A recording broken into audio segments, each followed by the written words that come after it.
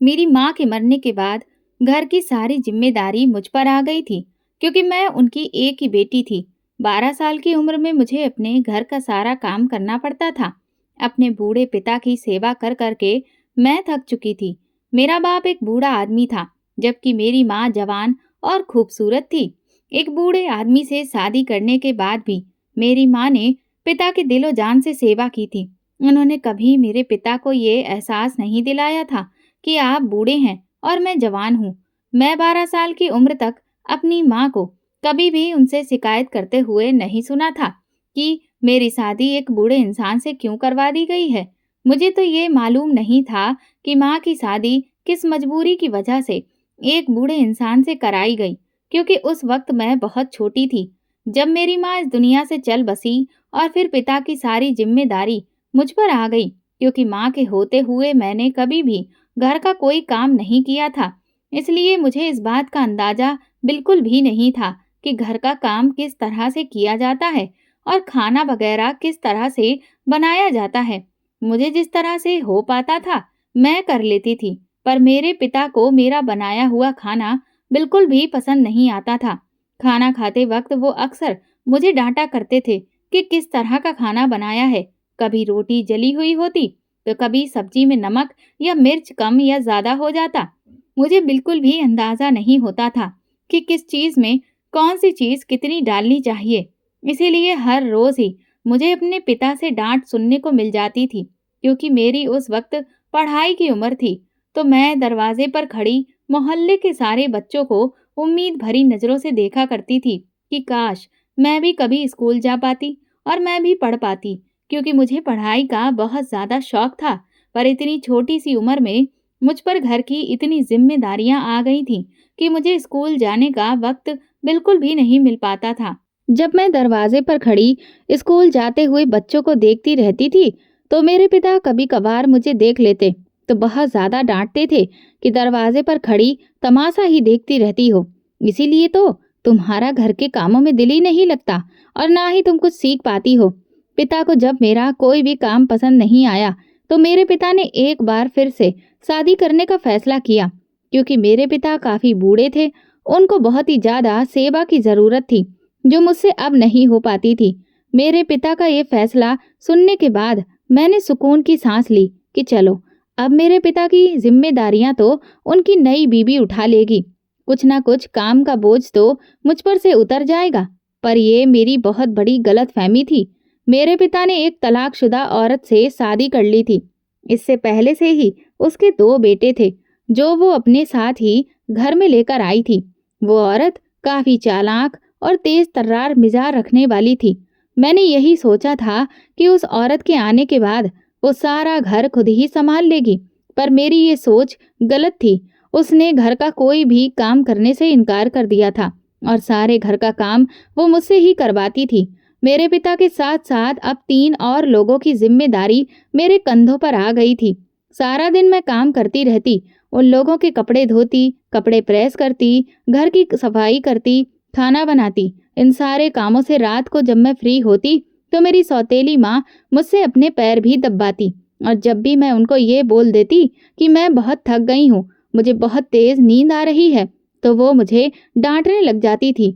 उन सब लोगों की सेवा कर करके 4 साल गुजर गए थे और फिर मैं 16 साल की हो गई। इन 4 सालों में मेरी सौतेली माँ ने एक भी दिन मुझसे प्यार से बात नहीं की थी और ना ही मेरे पिता ने मुझे कभी भी प्यार भरी नजर से देखा था, क्योंकि वो अपनी जवान बीवी को पाकर बहुत ही ज्यादा खुश थे। उनको अपनी बीवी के अलावा और कुछ भी दिखाई नहीं देता था। वो अपनी बीवी का दिल खुश करने के लिए कभी कभार उसके दोनों बेटों को घुमाने फिराने भी ले जाते थे और उनके लिए ही खाने पीने की चीजें भी खरीद कर लाते थे, क्योंकि वो किसी भी हाल में अपनी बीवी को नाराज नहीं करना चाहते थे। वो ज्यादा से ज्यादा ये कोशिश करते थे कि उनकी बीवी का दिल खुश रहे। मेरी सौतेली माँ के दोनों बेटे मुझ पर इस तरह से हुक्म चलाते थे कि जैसे मैं उनकी कोई नौकरानी हूँ। अपने ही घर में दूसरों को मुझ पर हुक्म चलाते देखकर मेरा दिल जलता रहता था और मुझे बहुत ही दुख होता था कि मेरे पिता ये सब कुछ बैठे बैठे कैसे अपनी आंखों से देखते रहते हैं। उनको मेरा जरा भी ख्याल नहीं होता है कि मैं भी तो उनकी ही औलाद हूँ। उनको कभी तो मेरी तरफ से बोलना चाहिए या फिर अपनी बीवी से ये कहना चाहिए कि तुम अपने बेटों से कह दो कि वो मेरी बेटी पर इस तरह से हुक्म ना चलाया करें। ये मेरी बेटी है, इस घर की कोई नौकरानी नहीं है जो उनके आगे इस तरह हर वक्त गुलामों की तरह उनका हुक्म बजाती फिरे। क्योंकि मेरी सौतेली माँ के बेटे तो पानी का गिलास तक खुद से उठाकर नहीं पीते थे, वो भी मुझसे ही मांगा करते थे। अगर कभी उनके काम में मुझे जरा सी भी देरी हो जाती तो मेरी माँ उसी वक्त मेरे पिता से शिकायत लगाकर मुझे उनसे डांट पड़वा देती थी और पिता की डांट से मुझे बहुत ज्यादा डर लगता था। 12 साल की उम्र में ही मैंने किचन संभाल लिया था और 16 साल की उम्र तक मैं हर चीज बनाना सीख चुकी थी। मुझे बहुत ही अच्छे अच्छे खाने के पकवान बनाने आते थे और नेचुरली मेरे हाथ का जायका भी बहुत ही लजीज था। अगर मैं कोई चीज सादा तरीके से भी बना लेती तो फिर भी वो बहुत ही मजेदार किस्म की बनती थी। एक दिन मेरी सौतेली माँ की एक दूर की सहेली उनसे मिलने के लिए आई थी, जिसके लिए मेरी सौतेली माँ ने मुझे खास तौर पर अच्छा खाना बनाने के लिए बोला था। मैंने उनके कहने पर हर वो चीज बनाई थी जो भी उन्होंने मुझे बोली थी। सौतेली माँ की सहेली जब हमारे घर आई तो मैं उनके सामने खाना जाकर पेश किया। उन्होंने जब मेरे हाथ का बना हुआ खाना खाया तो बहुत ज्यादा तारीफें करने लगी और मेरी सौतेली माँ से पूछने लगी कि जिस लड़की ने ये खाना बनाया है, ये लड़की कौन है? तो उन्होंने बताया कि ये मेरे पति की पहली पत्नी की बेटी सिमरन है। फिर तो उस औरत ने बड़े ही गौर से मेरी तरफ देखा और फिर वो मुझसे हाल चाल पूछने लगी। मैंने भी उनसे उनकी तबीयत के बारे में पूछा तो उन्होंने मेरे सर पर हाथ फेरते हुए मेरी माँ को कहा कि बड़ी ही प्यारी बच्ची है।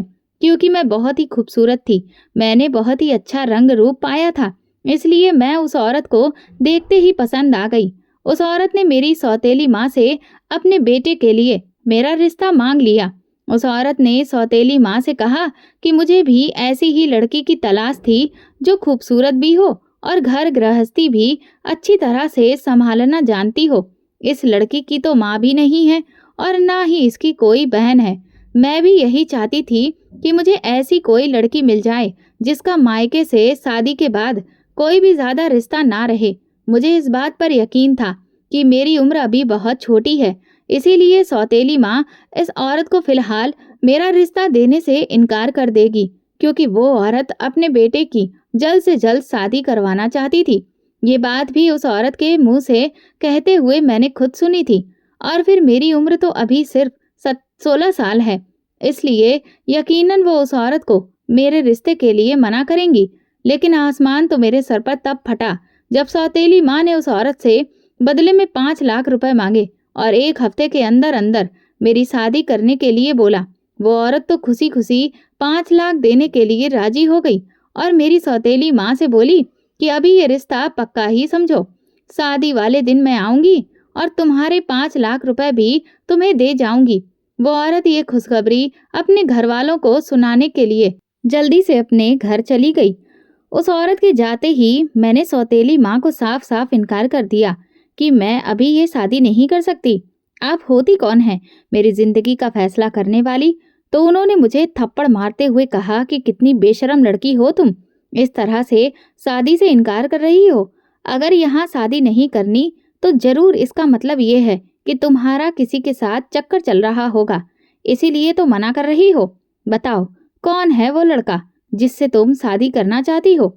मैंने अपनी मरी हुई माँ की कसम खाते हुए कहा कि मेरा किसी के साथ चक्कर नहीं है। आप मेरी उम्र तो देखिए, फिर मुझे ये बात करिए। इस पर सौतेली माँ बोली, तो फिर जहाँ मैं कह रही हूँ वहीं पर चुपचाप शादी कर लो और कोई भी ज़रूरत नहीं है अपने बाप से इस बारे में बात करने की। उन्होंने पहले ही मुझे अपने पिता को इस बारे में बात करने से रोक दिया, पर मैं तो अपने पिता से इस बारे में बात करना ही नहीं चाहती थी, क्योंकि मुझे पता था कि मेरे पिता मेरी बात कभी भी नहीं मानेंगे। वो सौतेली माँ की बात मानेंगे। पहले कौन सा वो कभी मेरे हक में बोले थे जो अब मैं उनसे शिकायत करती? मेरी शादी होने से 4 दिन पहले सौतेली माँ ने सारे घर के कपड़े मुझसे धुलवा लिए थे।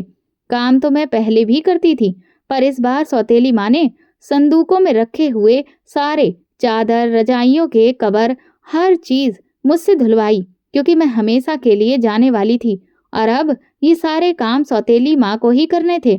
जैसे जैसे मेरी शादी का दिन करीब आता जा रहा था, मैं बहुत ज्यादा डर रही थी, क्योंकि मुझे शादी के बारे में कुछ भी मालूम नहीं था। मैं तो अपने घर से कभी बाहर तक नहीं गई थी। मुझे बाहर की दुनिया के माहौल का भी कुछ पता नहीं था। मैंने कभी अपने रिश्तेदार नहीं देखे थे और पराए लोगों में जिंदगी गुजारना तो मेरे लिए और भी मुश्किल होगा। ये सोच सोच कर मैं बहुत ज्यादा डर रही थी कि आखिर वो फिर शादी वाला दिन भी आ गया, जब सौतेली माँ मेरे पास लाल रंग का लहंगा लेकर आई और मुझे तैयार करने लगी। तैयार करने के बाद वो मुझे बाहर हॉल में लेकर, जहां पर पहले से ही कुछ लोग मौजूद थे, वहां पहुंची। मेरी शादी में सिर्फ कुछ लोग ही आए हुए थे, जो कि शायद उन लोगों के करीब के ही रिश्तेदार थे। बहुत ही सादगी के साथ मेरी शादी हो गई और मैं विदा होकर अपने ससुराल चली गई। मेरी सास ने मुझे एक कमरे में जाकर बिठाया, जहां पर बहुत ही खूबसूरत फूलों की सेज सजी हुई थी। मैंने जिंदगी में पहली बार इतना खूबसूरत कमरा देखा था, क्योंकि हम तो बहुत ही गरीब लोग थे। हमारे पास तो पुराना सा कच्चा घर था। इस कमरे में एक बहुत ही खूबसूरत बड़ा बेड पड़ा हुआ था, जिस पर बहुत खूबसूरत फूलों की सेज सजी हुई थी, जिसे देखकर मैं बहुत ज्यादा खुश हो रही थी। इस कमरे में एक बड़ा सा ड्रेसिंग टेबल भी था, जिसके सामने खड़े होकर मैं शीशे में खुद को देखे चली जा रही थी। मैंने जिंदगी में आज पहली बार इतना मेकअप किया था, जिसमें मैं खुद को बहुत ही हसीन लग रही थी। प्यारी तो मैं पहले भी बहुत ज्यादा थी। अच्छा रंग रूप था, कद काठी भी अच्छी थी, बाल भी लंबे थे, पर मेकअप ने तो मेरी खूबसूरती में और भी चार चांद लगा दिए थे। आईने में खुद को देखने के बाद मैं उस सोफे पर जाकर बैठी, जो बहुत ही नरम था। मुझे वहां पर बैठने में बहुत मजा आ रहा था। मैंने जिंदगी में पहली बार इतना बड़ा और नरम सोफा देखा था। इस कमरे की हर चीज बहुत महंगी और खूबसूरत लग रही थी। मुझे ये सब कुछ देखने से ही अंदाजा हो रहा था कि जहां पर मैं शादी करके आई हूँ, ये लोग काफी अमीर लग रहे हैं। मैं दिल ही दिल में सोच रही थी कि शायद भगवान ने मेरी किस्मत में अब दुख लिखने बंद कर दिए हैं और अब खुशियां ही खुशियां आने वाली हैं। मैं अपनी आने वाली जिंदगी के बारे में सोच सोच कर बहुत ज्यादा खुश हो रही थी, जब दरवाजा खुलने की आवाज आई और एक खूबसूरत और नौजवान सा लड़का अंदर आया और उसने आते ही कुंडी लगा दी, जो कि मेरा पति था। वो आकर मेरे पास बेड पर बैठ गया। उसने मुझे प्यार से मुस्कुराकर देखा। मैं भी उसे देखकर मुस्कुरा दी। फिर उसने मुझे देखकर मेरी खूबसूरती की तारीफ करना शुरू कर दिया, जो मुझे बहुत ही अच्छी लग रही थी। जिंदगी में पहली बार मेरी किसी ने तारीफ की थी, वरना मायके में तो सिर्फ मैंने डांट ही सुनी थी। उसने अपनी जेब से एक डिब्बी निकालकर उसमें से एक सोने की अंगूठी निकालकर मेरे हाथ में पहनाई और मुझे कहने लगा कि ये आपकी मुंह दिखाई का तोहफा है। जिंदगी में पहली बार मुझे किसी ने तोहफा दिया था, जिसे देखकर मैं बहुत खुश हो रही थी। इस अजनबी से इंसान में इतना अपनापन और प्यार था कि मुझे कभी जिंदगी में अपने खून के रिश्तों से भी इतना प्यार नहीं मिला था। उसके बात करने का अंदाज, उसका इतना मीठा लहजा मेरा दिल जीत चुका था। जिस शादी से मैं कुछ दिनों पहले नाखुश थी, अब इस शादी से मैं बहुत ही ज्यादा खुश होने लगी थी। प्यार भरी बातों में किस तरह से सारी रात गुजर गई पता ही नहीं चला। जब अगली सुबह को मेरे पति ने एक गुलाब का फूल मेरे गाल पर रखते हुए मुझे जगाया, तो मेरी आंखें खुली। आज जिंदगी में पहली बार मैं इतनी देर से उठी थी, क्योंकि अपने घर में तो मुझे सुबह 4 बजे ही उठने की आदत थी। आज मैं पता नहीं कैसे इतनी देर तक सोई रही हूँ। तो मेरे पति ने मुझसे कहा कि मेरा तो अभी आपको जगाने का दिल नहीं कर रहा था, क्योंकि आप बहुत ही प्यारी नींद में सोई हुई थी, पर मजबूरी थी। माँ नीचे नाश्ते पर बुला रही है, इसलिए मुझे आपको जगाना पड़ा। मैंने अपने पति को कहा कि आज ये मेरी जिंदगी की पहली रात थी जिसमें मैं इतनी सुकून की नींद सोई हूँ, वरना मैं कभी भी बेफिक्र होकर ऐसी सुकून की नींद नहीं सोई। मेरे पति ने उस वक्त मुझसे वादा किया कि आपकी आने वाली हर सुबह आपको सुकून भरी मिलेगी। ये मेरा आपके साथ वादा है। मैं आपकी जिंदगी में इतनी खुशियां भर दूंगा कि आपको कभी भी अपना अतीत याद नहीं आएगा। इतने प्यार करने वाले पति को पाकर मैं बहुत ज़्यादा खुश थी। मैंने भगवान का बहुत बहुत शुक्रिया अदा किया था कि उन्होंने मुझे कुछ सालों तक दुख देकर सारी जिंदगी के लिए खुशियां दे दी हैं। जल्दी से तैयार होकर मैं और मेरे पति साथ ही बाहर हॉल में चले गए, जहां पर सब लोग हमारा नाश्ते की मेज पर इंतजार कर रहे थे। हमने वहां पहुंचकर सभी को सुप्रभात कहा तो सब लोगों ने भी हमें जवाब दिया। मेरे ससुराल में मेरे सास ससुर और मेरे 2 छोटे देवर थे, जो उस वक्त खाने की मेज पर मौजूद थे। मेरी सास ने अपने पर्स से पैसे निकालकर उसी वक्त हम पति पत्नी की नजर उतारी और नौकरानी के हाथ में थमा दिया।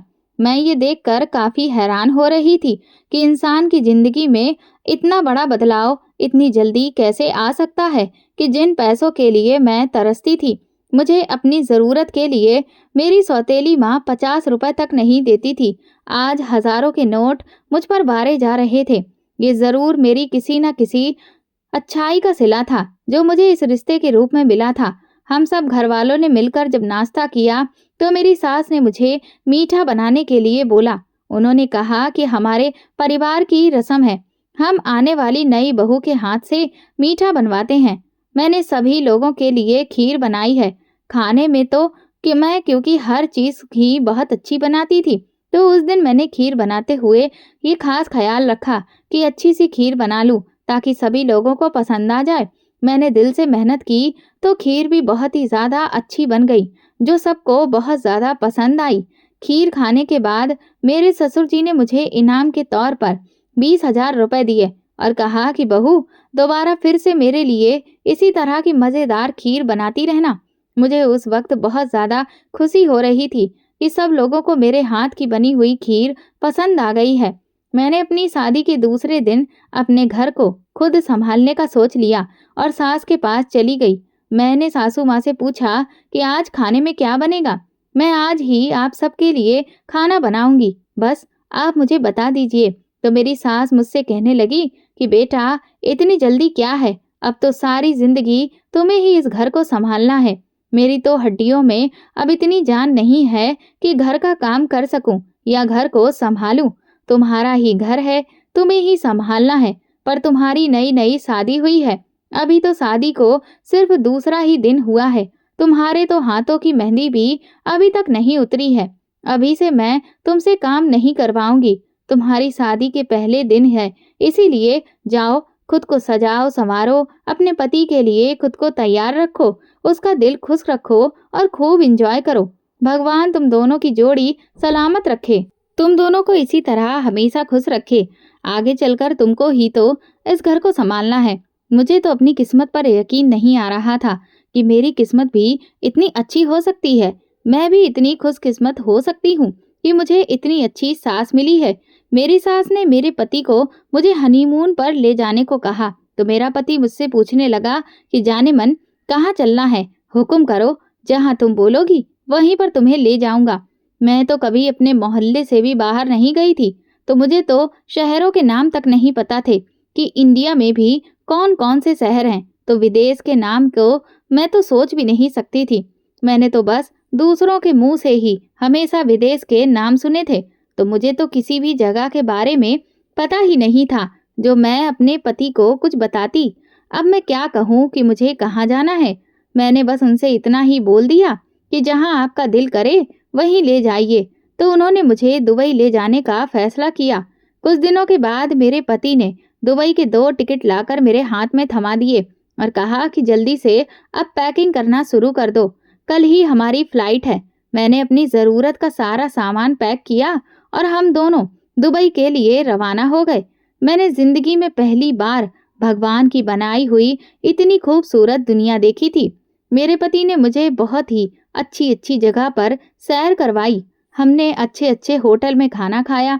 उस दिन मुझे पता चला कि जिंदगी का मजा तो भगवान की बनाई हुई खूबसूरत दुनिया को देखने में है।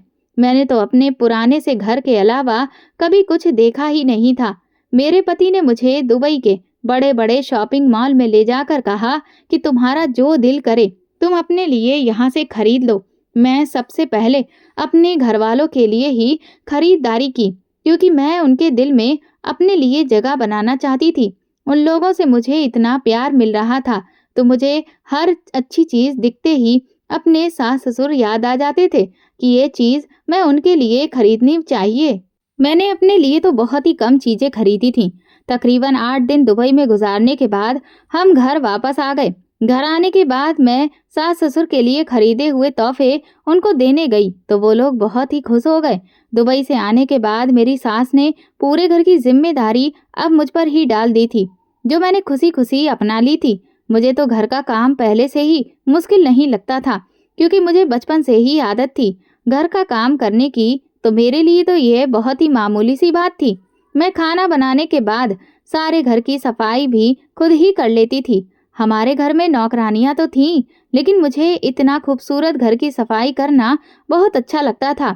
मैं तो अपने कच्चे से घर को भी साफ सुथरा रखती थी, पर अब तो ये एक महल से कम नहीं था, तो मैं इसको भला कैसे साफ ना रखती। मेरी सास मुझसे अक्सर बोला करती थी कि साफ सफाई के लिए मैंने नौकरानियां रखी हुई हैं, बस तुम खाना बना लिया करो। पर मुझे घर की सफाई खुद करना बहुत अच्छा लगता था, इसीलिए कभी कभार मैं कर लेती थी। सारा दिन खुद को काम में व्यस्त रखकर जब मैं कमरे में जाती तो मेरा पति अक्सर मुझसे शिकायतें करता कि जब से तुमने घर संभालना शुरू किया है, तब से तुम मुझे बहुत ही कम टाइम दिया करती हो। असल में वो ठीक ही बोलते थे। मैंने खुद ही उन लोगों से ज़्यादा घुल मिल नहीं पाती थी, क्योंकि वो अजनबी लोग थे।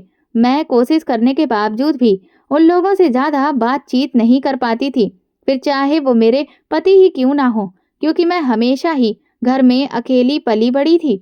मेरी सौतेली माँ भी मेरी शादी से 4 साल पहले ही आई थी। मुझे ज़्यादा लोगों में रहने की बहुत ही कम आदत थी। मैं अकेले ज़िंदगी गुजार कर अकेलेपन की आदी हो चुकी थी, इसलिए मुझे किसी से भी बात करने की आदत नहीं थी। इस कारण मैं खुद को घर के काम में व्यस्त रखती थी, ताकि मुझे किसी से बात ना करनी पड़े। मेरे पति को तो मुझसे शिकायत थी, पर मेरी सास मुझसे बहुत ही ज़्यादा खुश थी, क्योंकि उनको मेरा इस तरह से घर संभालना बहुत ही अच्छा लगता था।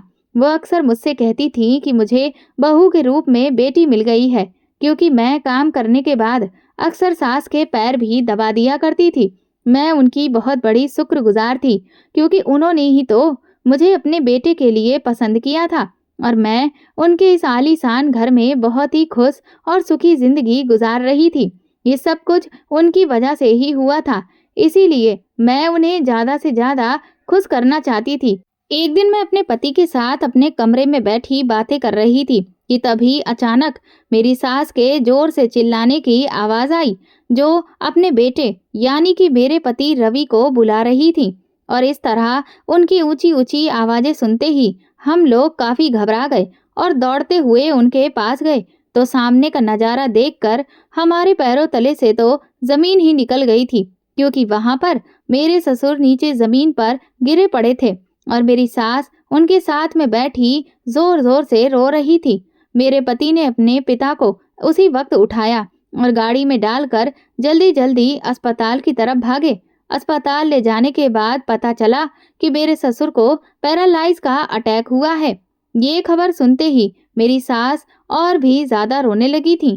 फिर मैंने अपनी सास को दिलासा देते हुए चुप करवाने की काफी कोशिश की थी, पर उनके लिए तो अब ये खबर काफी बुरी थी, इसलिए फिलहाल तो वो चुप होने का नाम ही नहीं ले रही थी। कुछ दिन अस्पताल में गुजारने के बाद मेरे पति ने अपने पिता को घर लाना ठीक समझा। इसके बाद घर के सारे लोग ही उनका बहुत अच्छे से ख्याल रखने लगे थे। मेरी सास अपना सारा वक्त उनको ही देती थी, उनके खाने पीने का ख्याल रखती थी, उनकी दवाइयाँ उन्हें खुद अपने हाथों से खिलाती, जबकि मेरी भी पूरी कोशिश थी कि मैं अपने सास ससुर की अब और भी ज़्यादा सेवा करूं, क्योंकि उन्हें भी मेरी सेवा की बहुत ज़्यादा ज़रूरत थी। मेरे ससुर का हाल चाल लेने के लिए उनके काफ़ी सारे रिश्तेदार आए थे, जिनको अभी मेरी शादी के बारे में भी नहीं पता था। एक दिन आए हुए मेहमानों के लिए चाय लेकर जब मैं सास ससुर के कमरे में गई, तो वहां पर एक बहुत ही बूढ़ी औरत बैठी थी, जो मेरी सास को कह रही थी कि तुमने हमें तो शादी के बारे में बताया ही नहीं, क्योंकि तुम तो हमें अपना दुश्मन समझती हो, पर अब जिसे तुम ब्याह कर अपने घर में ले आई हो, वो भी तो तुम्हारे लिए मनुष्य साबित हुई है। आते ही उसकी मनुष्यत पूरे घर में छा गई है और तुम्हारे पति को पैरालाइज का अटैक हो गया है। मेरी सास ने उस वक्त उस औरत को ये कहकर चुप करवा दिया कि जिसकी किस्मत में जो लिखा होता है उसके साथ वही होता है। किसी के आने या जाने से कुछ भी नहीं होता। हम अपनी किस्मत का किसी और को कसूरवार क्यों ठहराएं? मेरी सास ने उस औरत को बोला कि मेरी बहू तो बहुत ही गुणवान लड़की है।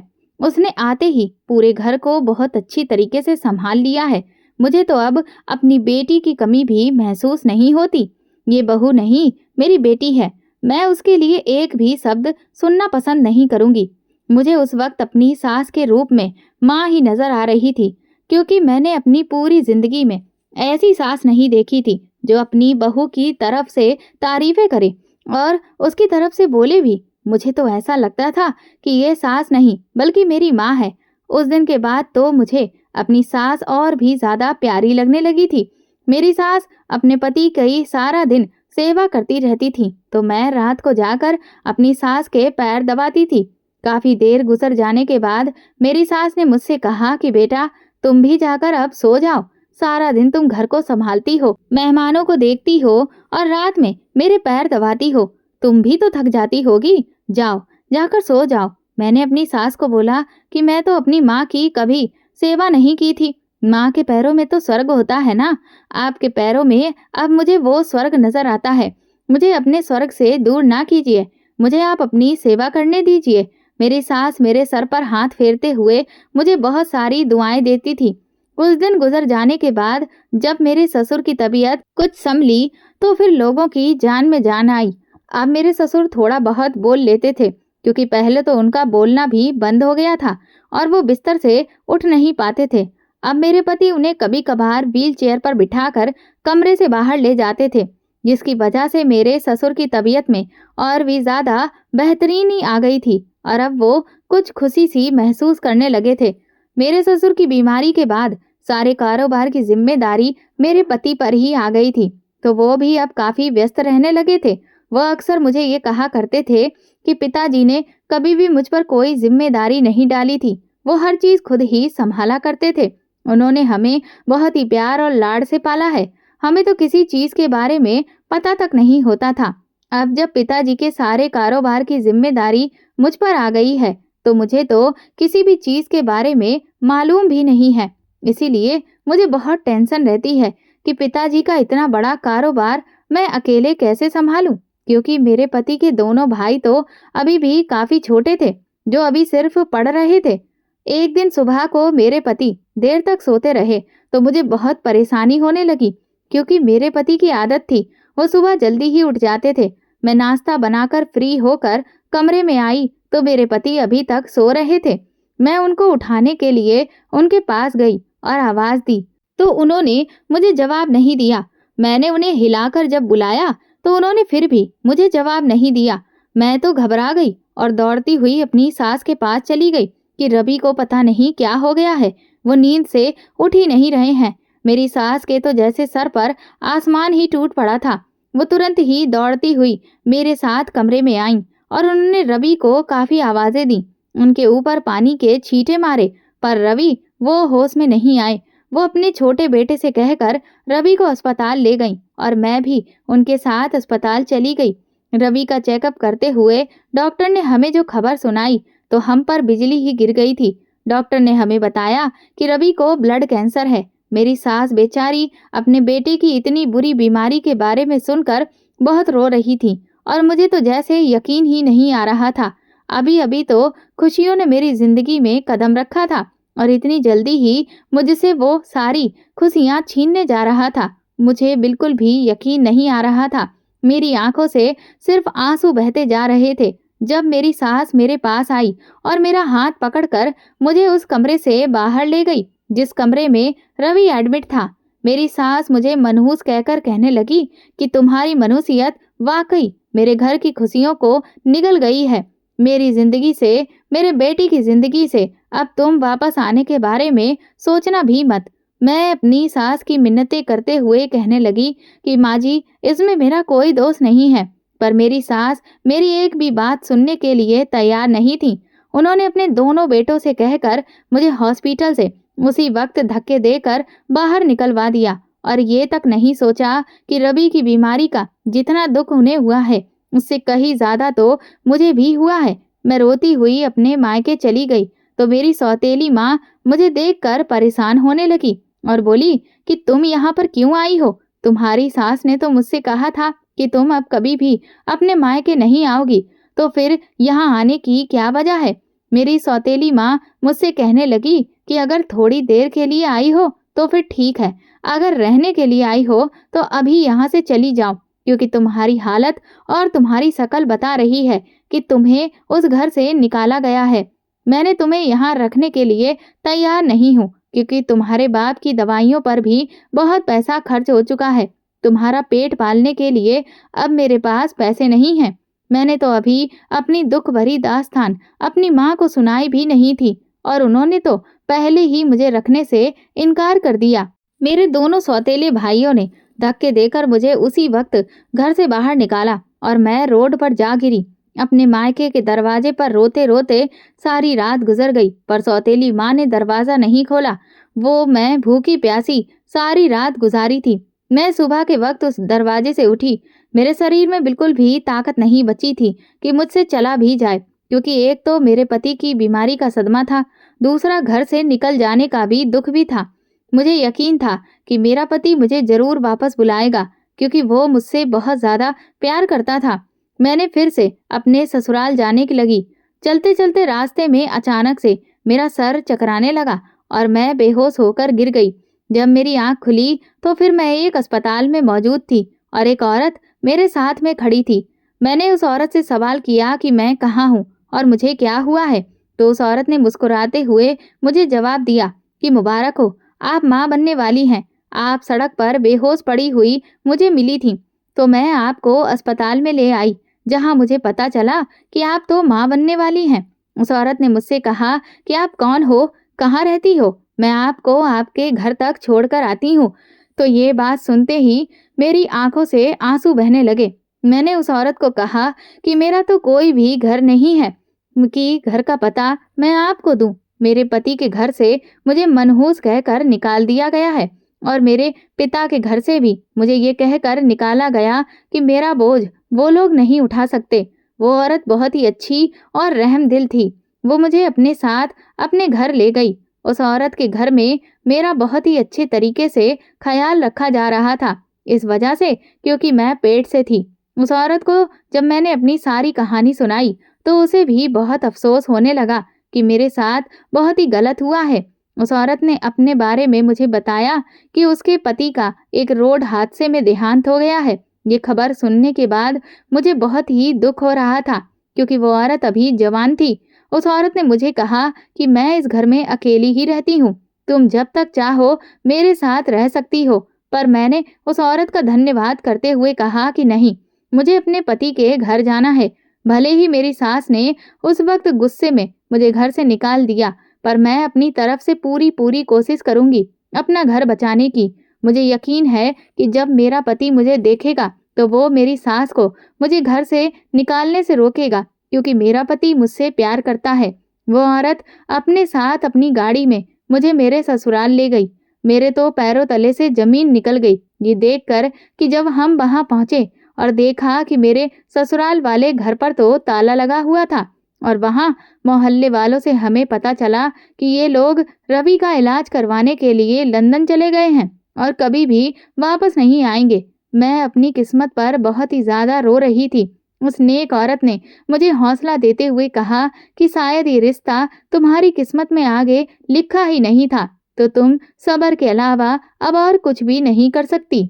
उस औरत ने पूरे 9 महीने मेरा बहुत ज्यादा ख्याल रखा, जिसका एहसान जिंदगी भर मैं नहीं उतार सकती। जब मेरा बच्चा पैदा हुआ तो मुझे बहुत खुशी होने लगी कि अब मेरा बेटा इस दुनिया में आ गया है। मुझे किसी के सहारे की जरूरत नहीं है। मैंने अब ये इरादा कर लिया था कि जिंदगी में अब कभी भी ना पति के घर जाऊंगी और ना ही अब मैं अपने बाप के घर में जाऊंगी। मैं अपने बेटे को पढ़ा लिखा कर एक अच्छा मुकाम हासिल करवाऊंगी।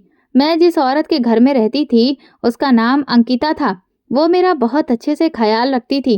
वो मेरे बेटे को बिल्कुल अपने बेटे की तरह समझती थी। उसने मुझसे बोला था कि जब मेरे पति जिंदा थे तो उन्हें छोटे बच्चे बहुत पसंद होते थे। वो अक्सर मुझसे बोला करते थे कि भगवान हमें भी जल्द से जल्द औलाद की खुशी दे, पर ये खुशी देखने से पहले ही वो इस दुनिया से विदा हो गए। मुझे बहुत अफसोस होता है कि काश वो इतना वक्त तो इस दुनिया में रहते ही कि मैं उन्हें एक बच्चा देने की खुशी दे पाती, क्योंकि वो औरत बहुत ही खूबसूरत और नौजवान थी। तो मैंने उसको फिर से शादी करने की सलाह दी, तो उसने मेरा बेटा गोद में उठाते हुए कहा कि अब यही मेरा सहारा बनेगा, अब मैं कभी भी शादी नहीं करूंगी, हम दोनों मिलकर इस बच्चे को पालेंगे, हम दोनों ही इसकी माएँ हैं। अंकिता के एहसान मुझ पर दिन ब दिन बढ़ते ही जा रहे थे। जिंदगी के 10 साल गुजर गए थे। अंकिता क्योंकि एक प्राइवेट स्कूल में टीचिंग करती थी, तो उसने अनुज यानी मेरे बेटे को अपने ही स्कूल में एडमिशन दिलवा दिया था। वो एक बहुत ही महंगा स्कूल था। मैं तो कभी भी उस स्कूल की फीस भी अदा नहीं कर पाती, मगर अंकिता ना होती तो। अंकिता मेरे बेटे की टीचर भी बन गई थी। एक दिन मैं पूजा कर रही थी, तो अंकिता मेरे पास आकर नीचे जमीन पर ही बैठ गई और मुझसे कहने लगी कि प्रार्थना में तुम क्या मांग रही हो? मैंने कहा कि तुम्हारी खुशियाँ। तो वो मुझसे कहने लगी कि तुम्हारी प्रार्थना भगवान ने सुन ली है। मैंने मुस्कुराकर उसकी तरफ देखा और उससे पूछा कि क्या मतलब? तो वो कहने लगी कि मुझे एक बहुत अच्छा लड़का मिल गया है जो मुझसे शादी करना चाहता है। उसने मुझे प्रपोज किया है और मुझे यकीन है कि ये सब कुछ तुम्हारी ही प्रार्थनाओं का नतीजा है। अंकिता ने मुझे बताया कि जिस लड़के ने उसे शादी का प्रपोजल भेजा है वो एक बहुत अमीर और अमीर होने के साथ साथ शरीफ इंसान भी है। पर अंकिता ने मुझे यह भी बताया कि वो लड़का पहले भी शादीशुदा था और उसकी पत्नी अब उसके साथ में नहीं रहती है। मैंने अंकिता से कहा कि ये तो कोई भी बड़ी बात नहीं है, तुम भी तो पहले शादीशुदा थी। इस बात से अगर उसे कोई ऐतराज नहीं है तो फिर तुम्हें भी उसके शादीशुदा होने से ऐतराज नहीं होना चाहिए। मुश्किल तो तब होती जब उसकी पत्नी उसके साथ रहती होती। अंकिता ने उस लड़के से मिलकर शादी की तारीख पक्की कर दी थी और अगले हफ्ते शादी थी। मुझे अंकिता की शादी की बहुत ज्यादा खुशी थी। अंकिता ने ही तो अपने एहसानों से उस वक्त मुझे खरीद ही लिया जब शादी से एक दिन पहले उसने अपना घर मेरे बेटे के नाम पर लिख दिया। अगले दिन शादी थी। जब वो तैयार होकर दुल्हन बनी शादी हॉल में गाड़ी से उतर रही थी तो वो बहुत ही खूबसूरत लग रही थी। ऐसा लग रहा था कि कोई परी आसमान से उतरी है, क्योंकि वो पहले ही बहुत खूबसूरत थी, अब तो और भी ज्यादा खूबसूरत लग रही थी। उसको ले जाकर मैंने स्टेज पर सोफे पर बिठा दिया। थोड़ी ही देर में अंकिता का दूल्हा भी आ गया। पंडित जी उसका इंतजार करने के बाद जब वो भी आ गए तो शादी का वक्त हो गया। अंकिता ने मुझे स्टेज पर बुलाया ताकि जयमाला के वक्त मैं उसके साथ ही रहूं। मैं जैसे ही स्टेज पर पहुंची तो अंकिता के दूल्हे को देखकर मेरी जान ही निकल गई, क्योंकि वो तो मेरा पति रवि था। रवि मुझे देखकर अपने सोफे से उठकर खड़ा हो गया और मेरी तरफ देखने लगा। हम दोनों को इस तरह हैरान होता देखकर अंकिता ने रवि से सवाल किया, क्या तुम दोनों एक दूसरे को जानते हो? तो मैंने फौरन ही जवाब देते हुए अंकिता से कहा कि नहीं, हम एक दूसरे को नहीं जानते, और मैं उसी वक्त उन्हें जयमाला डालने को बोला। मुझे अंकिता से झूठ बोलना पड़ा क्योंकि मैं उसके एहसानों तले दबी हुई थी। रवि भी अब अपनी जिंदगी एक बार फिर से शुरू करने जा रहा था, इसीलिए मैं उन दोनों के बीच में आना नहीं चाहती थी। शादी के बाद अंकिता विदा होकर अपने पति के साथ ससुराल चली गई और मैं अंकिता के घर में अकेली अपनी किस्मत पर रो रही थी। अंकिता शादी के एक हफ्ते के बाद मुझसे मिलने के लिए आई। मैं किचन में उन लोगों के लिए खाना बना रही थी और अंकिता अपने रूम में चली गई। तब किचन में रवि मेरे पास आया और उसने मुझे बताया कि उसने मुझे बहुत ढूंढने की कोशिश की, पर मैं उसे कहीं ना मिली। उसने मुझसे कहा कि जब वो इलाज के लिए लंदन गया तो वहां पर उसे पता चला कि उसकी रिपोर्ट्स किसी और के साथ चेंज हो गई थी और उसको वो बीमारी नहीं थी। ये खबर सुनने के बाद मुझे काफी खुशी महसूस हुई। मैंने उससे कहा कि शायद हम दोनों का साथ कुछ दिनों का ही था, इसीलिए हम दोनों एक दूसरे से अलग हो गए। एक शहर में रहते हुए भी आप मुझे नहीं ढूंढ पाए, जबकि इसी घर में आपने अंकिता को पा लिया। रवि ने मुझसे कहा कि वो मेरे बिना नहीं रह सकता। वो अंकिता से इस बारे में बात करेगा कि हम सब मिलकर साथ रहें, पर मैंने उसको इनकार कर दिया क्योंकि अंकिता के मुझ पर इतने ज़्यादा एहसान थे कि मैं उसको ज़रा सा भी दुख नहीं देना चाहती थी। रवि ने अनुज के बारे में पूछा तो मैंने उसको बता दिया कि अनुज उनका ही बेटा है, तो उन्हें बहुत खुशी होने लगी और उनकी आंखों से आंसू बहने लगे। रवि ने मुझे कहा कि भले ही तुम मेरे साथ रहना पसंद ना करो, पर मैं अपनी बेटी की पूरी जिम्मेदारी खुद ही उठाऊंगा। मैंने उन्हें कहा कि अंकिता ने माँ बनकर अनुज को पाला है। उसने अपना ये घर भी अनुज के नाम पर लिख दिया है। आप जब चाहें यहाँ आ सकते हो। ये अनुज को अपने घर बुला सकते हो। इस बात से अंकिता को कोई भी ऐतराज नहीं होगा, क्योंकि अनुज अंकिता को अपनी औलाद की तरह ही प्यारा है। पर आप ये बात कभी भी अंकिता को पता नहीं चलने देंगे कि अनुज आपका और मेरा बेटा है। मैंने रवि को कहा कि अंकिता का बहुत ख्याल रखना। उसने पहले एक पति खोया है। अब अगर वो आपको खो देगी तो शायद जिंदा ना रह पाए। रवि ने मुझसे कहा कि तुम परेशान मत हो, मैं कभी भी अंकिता को कोई भी दुख नहीं दूंगा। हमेशा मैं उसको खुश रखने की कोशिश करूंगा। शाम को अंकिता और रवि वापस लौट गए और मैं अब अपनी खुशियां अपने बेटे में ही ढूंढ चुकी हूँ। दोस्तों, अगर आपको हमारी ये कहानी पसंद आई है तो कमेंट करके ज़रूर बताएं और वीडियो को लाइक करके ज़्यादा से ज़्यादा शेयर करें। और चैनल पर नए हैं तो प्लीज़ सब्सक्राइब जरूर करें और हाँ, नोटिफिकेशन बेल को ज़रूर दबाएं ताकि अगली अपडेट सबसे पहले आपको मिले। धन्यवाद।